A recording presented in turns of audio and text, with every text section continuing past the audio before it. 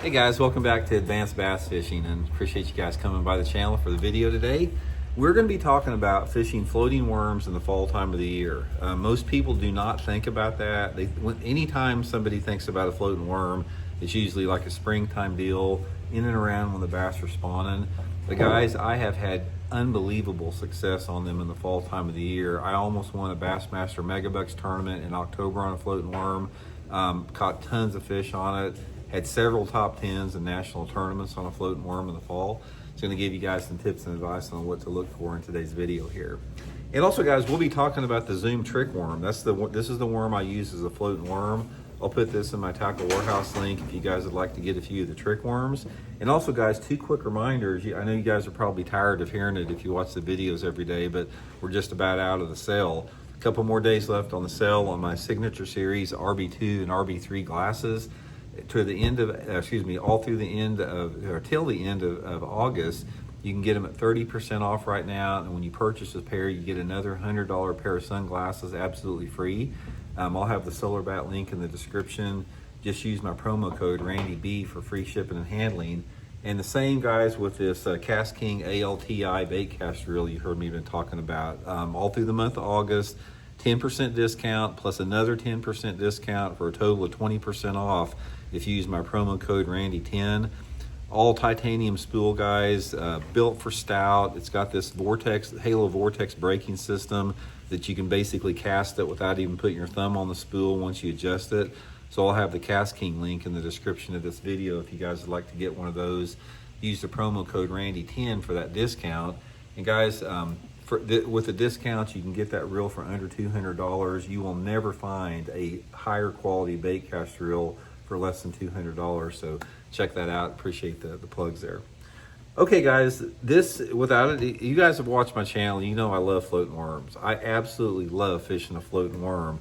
It's one of the most exciting ways to catch a bass because 9 times out of 10, when a bass bites a floating worm, unless it's really windy or if the water's really, really dirty, you can see the fish hit it. And they bite it different than like a topwater lure because even though it's called a floating worm, it's not floating. You're actually a couple inches under the surface. I usually keep my floating worm, 2 to 6 inches under the water. And when a bass bites a floating worm, even though it's right at the surface, they don't come up and just annihilate it like they do a topwater lure. They come up in slow motion a lot of times. You'll be working this floating worm along the top like that, and you'll just see these dark spots come swimming up behind it, and they just open their mouth in slow motion. Then they'll come up there and they'll go like this, just slow like that. They'll come up and just grab it and slowly start swimming away. It's the funnest thing I have ever seen, especially in clear water. Now, most people, in fact, almost every bass angler I know about, they put down a floating worm after the springtime of year, even if they do fish one. A lot of people don't even fish them anymore. But the people that do, they think it's a springtime lure, which it is good in the springtime of the year. There's also a window that it works really good in the fall time of the year, and it's the same water temperature window as during the spring. The best time to fish a floating worm, by far, when they bite it the best in the spring, is when the water temperature is between 60 and 70 degrees. It's the same in the fall time of the year, it's just in reverse. In the fall time of the year, which is normally anywhere between September to November, depending upon what part of the country you live in, when that water temperature is between 60 and 70 degrees in the fall time of the year, there's a floating worm bite going on that most people don't know about. The mood and the personality of the bass, feeding up for the fall time, they're moving shallower, water temperature, whatever, but they will bite this lure category, and they bite it really, really good. So let me give you guys some, tips and advice to fish it. First of all, this is not a rigging video. If you guys, you can go back in my playlist here and just click on some of my soft plastic videos, and I give a lot of demonstrations on how to rig it and how to work it. But for this video, I don't really want to talk about that. I want to talk about the windows it works in. Here is specifically what you need to have for the floating worm to work good. Number one, and most important, water temperature between 60 and 70 degrees.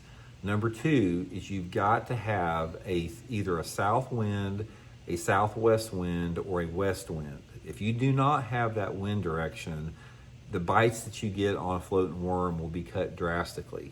It's like bass, if you have a north wind, let me just frame it this way. If you have a northeast, or excuse me, a northwest, north wind, northeast, or east wind, don't even pull your floating worm out. They're not going to bite it. It turns them off in that situation there. So you want that southerly airflow. And that southerly airflow usually comes with a little bit of moisture. A lot of times it comes with some cloud cover. And this is what you want to have. Now, the ideal scenario for a floating worm, let me talk about the perfect window for it, and then we'll talk about the sort of like the extension of that. If you say, Randy, give me the perfect situation for fishing a floating worm, it would usually probably be in October where the water temperature was, say, in the mid 60s, number one. The next, I want water clarity between probably 4 to 6 feet. I want some clear water. Number three, I want some low light conditions. I want the low light conditions can either be shade, but I would prefer some type of cloud cover. And number four, I don't want much wind. So if I have those 4 factors, that's going to be super conducive to the bass biting a floating worm. And it can be on any other window. So, say for example, if it's partly cloudy and you have all those same conditions, the water's still clear, something like that, you can still catch them, but you may catch them early in the morning or late in the evening or on the shade of a boat dock or something. The shade becomes important with the bright sun. Or you can have stained water. You could have water visibility 1.5 feet or 2, and you can still catch them on that. A lot of times you don't want the clouds. You want a little bit more light penetration so they can see it better. So there is extenuating circumstances to that. But the ideal situation is clear water, low light conditions, and cloud and light winds. That's going to be it. The next thing, as far as where you want to catch them at or where you want to fish a floating worm, it can be anywhere. It just really depends on where the bass are sitting up at. I've caught them off of just points. I've caught them off of rocky banks. I've caught them parallel and riprap. I've caught them fishing over grass. I've caught them fishing next to lily pad roots. I've caught them throwing them. I did real good at a tournament at Lake Lanier in Georgia, fishing it around lay down trees. There's not one type of structure that you need to focus on with the floating worm. It's wherever the bass are and whatever type of cover that you have in the lake you're fishing. And you don't need visible cover. You don't need like rock or wood or dock cover. You can catch them just on bare banks, just bare rocky banks. They get up on there real good with that too, especially on those low light days. Colors are pretty much all over the board. Here's 3 of my favorites. I like the chartreuse or the yellow. I like the white. I like the bubble gum. These are really good colors. If the water is really clear and it's a little bit higher light intensity, like maybe it's partly cloudy, sometimes I'll go to a green pumpkin or a watermelon color. So you really just have to experiment with the color to see what they want day in and day out, because it changes with your light intensity, how much sun or wind you have, water clarity, time of day, shade, all that stuff. So guys, hope it helps you catch some good ones. It's a fun way to catch them, and we'll talk later.